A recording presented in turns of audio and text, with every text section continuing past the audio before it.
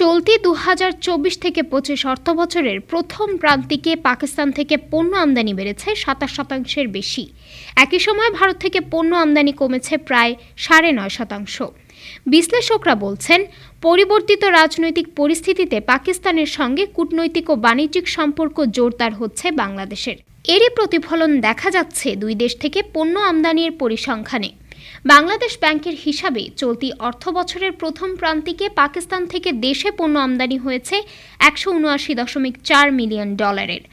আগের অর্থবছরের একই সময়ে দেশটি থেকে পণ্য আমদানির পরিমাণ ছিল $১৪১ মিলিয়ন। এই হিসাব অনুযায়ী এক বছরের ব্যবধানে এক প্রান্তিকে পাকিস্তান থেকে পণ্য আমদানি বেড়েছে ২৭.২৩%। একই সময় কিছুটা হ্রাস পেয়েছে ভারত থেকে পণ্য আমদানি।